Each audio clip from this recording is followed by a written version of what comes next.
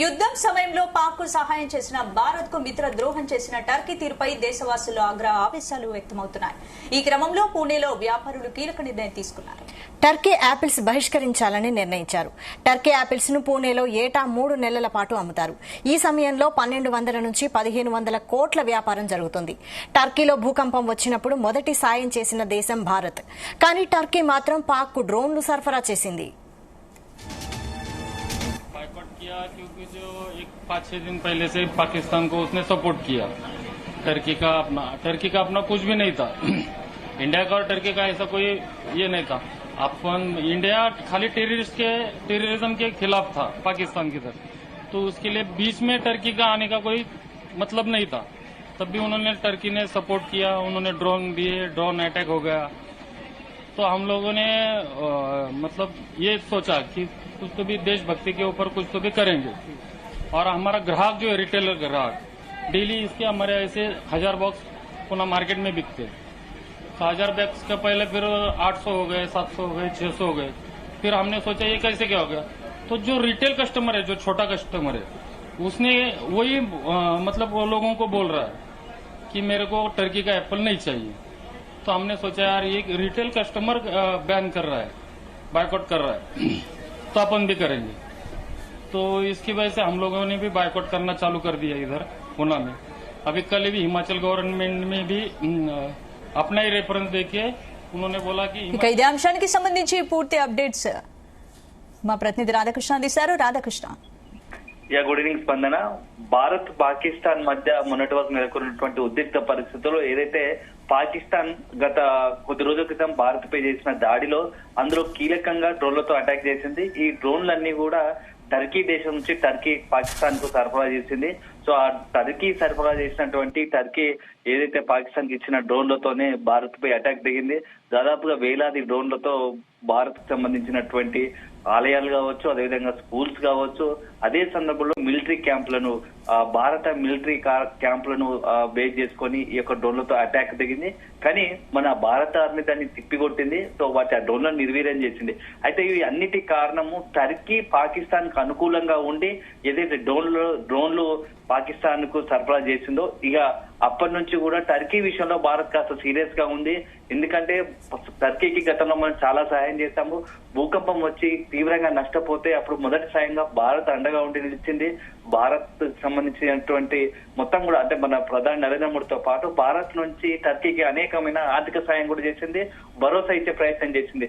అంతేకాకుండా దాంతో పాటు భారత్ లో అనేకమైనటువంటి వాణిజ్యపర ఆర్థిక వ్యవహారాలకు సంబంధించినటువంటి వాణిజ్యపరంగా అంటే టర్కీకి అధికంగా ఉపయోగపడే విధంగా అనేక అంశాలకు సంబంధించినటువంటి బిజినెస్ పరంగా వాణిజ్య పరంగా లబ్ధి కూర్చేలా అనేక నిర్ణయాలు తీసుకుంది. అంటే ఫ్రెండ్లీగా ఉంటూ స్నేహపూర్వకంగా ఉంటూ టర్కీ అభివృద్ధి కావచ్చు, టర్కీ కష్టాల్లో ఉన్న టర్కీని ఆదుకోవడానికి అన్ని ప్రయత్నాలు చేసింది. అలాంటి టర్కీ అసలు సమయంలో భారత్ కు అండగా నిలవాల్సింది పోయి అదే సందర్భంలో కనీసం అండగా ఉండకుండా దూరంగా ఉన్న అయిపోయింది. కానీ మన శత్రువు అయినటువంటి పాకిస్తాన్ తో చేతులు కలిపి పాకిస్తాన్ కు దాడి చేసేందుకు సహకరించినందుకు భారత్ చాలా సీరియస్ అయింది. సో ఈ విషయంలో టర్కీకి కూడా పాకిస్తాన్ కు ఏదైతే సహకరించిందో ఆ నేపథ్యంలో ఇక నుంచి టర్కీపై కూడా కొన్ని ఆంక్షలు విధించే ఆలోచనలో ఉన్నట్టుగా తెలుస్తుంది. దాంట్లో మొదటగా ఇప్పుడు టర్కీ నుంచి వచ్చే యాపిల్స్ పైన మొత్తంగా పూర్తి స్థాయిలో భారత్ ఆంక్షలు విధించింది. ఎందుకంటే మహారాష్ట్ర పూణేకి సంబంధించినట్టు దాదాపు 3 నెలల కాలంలో టర్కీ నుంచి 1200 నుంచి 1500 కోట్ల యాపిల్స్ బిజినెస్ జరుగుతుంది. సో మొత్తంగా ఈ యొక్క బిజినెస్ తో టర్కీ కొంత వాటికి సహాయపడదాము, వాణిజ్యపరంగా దాని టర్కీ కోసం వెన్నుదన్నుగా నిలుద్దామని భారత్ తాపత్రయపడింది. కానీ దీన్ని అన్ని మించి ఒక రకంగా చూసుకుంటే టర్కీకి అన్ని రకాలుగా ముందుందాము, సహకరిద్దామని భారత్ అనుకుంటే టర్కీ మాత్రం ఇవన్నీ పక్కన పెట్టి శత్రువుతో పాకిస్తాన్ కలిపి భారత్ తో దాడికి యత్నించింది. అంటే పాకిస్తాన్ కు మన మీద దాడికి అడిగేందుకు సహకరించింది, డ్రోన్లు సహకారం చేసింది. సో ఈ నేపథ్యంలో యాపిల్ బిజినెస్ కు దెబ్బ కొట్టేలా, టర్కీ యాపిల్ బిజినెస్ దెబ్బ కొట్టేలా భారత్ నిర్ణయం తీసుకుంది. ఇక్కడ నుంచి టర్కీ మొత్తంగా కూడా టర్కీ నుంచి వచ్చే యాపిల్స్ ను బ్యాన్ చేసింది. అంటే మహారాష్ట్ర పూణేలో జరిగినటువంటి దాదాపుగా 1500 కోట్ల బిజినెస్ అవుతుంది. సో ఈ 1500 కోట్ల దెబ్బ టర్కీకి తగలుంది. దీంతో టర్కీకి ఇక వాణిజ్య పరంగా కష్టాలు తప్పే పరిస్థితి లేదు. నాట్ ఓన్లీ యాపిల్స్, ఇక భవిష్యత్తులో కూడా టర్కీ చాలా ప్రాబ్లమ్స్ ఫేస్ చేయాల్సి వస్తుంది. ఎందుకంటే ఇప్పటి వరకు భారత్ అన్ని దేశాలకు సంబంధించి తన వరకు ఏ చిన్న దేశమైనా మన శత్రు దేశమైనా కొంత మానవత దృక్పథంతో సహాయం అంటే ఇబ్బందికర పరిస్థితులు ఉన్నప్పుడు భూకంపం, ప్రకృతి విపత్తులు కావచ్చు ఇతర వచ్చినప్పుడు అందరిని ఆదుకొని అందరి మంచి కోరే దేశంగా ఇండియా నిలుస్తూ వచ్చింది. కానీ ఎప్పుడైతే ఈ టర్కీ మొన్న భూకంపం వచ్చినప్పుడు టర్కీకి కూడా అదే రకంగా ఆదుకుంది. కానీ టర్కీ మాత్రం దాన్ని నిలబెట్టుకోలేదు. ఒక స్నేహపూర్వకంగా ఒక బాధ్యత గల టర్కీ అసలు సమయంలో భారత్ కు వెన్నుపోటు పొడిచేలా. అంటే రాధాకృష్ణ ఇక్కడ ముఖ్యంగా పాక్ ఎక్కువగా డ్రోన్లతోనే దాడులకు దిగింది. ఇప్పటి వరకు పాక్ 400 వరకు డ్రోన్లతో దాడులు చేసినట్టు తెలుస్తోంది. ఇవన్నీ కూడా టర్కీ అని మన ఇండియన్ ఆర్మీ గుర్తించింది కదా. ఈ నేపథ్యంలో మరేంటి టర్కీ, అజర్బైజాన్లకు గట్టిగా బుద్ధి చెప్పాలని భారత ప్రజలు కూడా డిమాండ్ చేస్తున్నారు. మరి ఈ నేపథ్యంలో ఇప్పటికే ఇండియా ఆ పరంగా చర్యలు మొదలు పెట్టింది కాబట్టి మరి ఇంకా టర్కీతో మిత్రత్వం కంటిన్యూ చేసే అవకాశాలు ఉన్నాయా? స్పందన దాదాపుగా మొన్న 45 గంటల్లో జరిగిన దాడి అంటే 3 రోజుల క్రితం 45 గంటలు వరుసగా 2 రోజుల పాటు మధ్యరాత్రి జరిగినటువంటి డ్రోన్ల దాడి దాదాపు 1000కి పైగా డ్రోన్లను పాకిస్తాన్ ఉపయోగించి భారత్ పై దాడికి విఫలయత్నం చేసిందని చెప్పవచ్చు. దాదాపుగా 1080 డ్రోన్లు వాడినట్టుగా మన ఆర్మీ అధికారులు దాన్ని గుర్తించారు. సో ఈ మొత్తం డ్రోన్లు కూడా అంతా టర్కీ నుంచి వచ్చాయి. టర్కీ సరఫరా చేసింది, టర్కీ ఇచ్చింది. ప్రత్యేక విమానంలో టర్కీ నుంచి పాకిస్తాన్ చేరాయని పక్కా సమాచారం ఆర్మీ అధికారుల వద్ద ఉంది.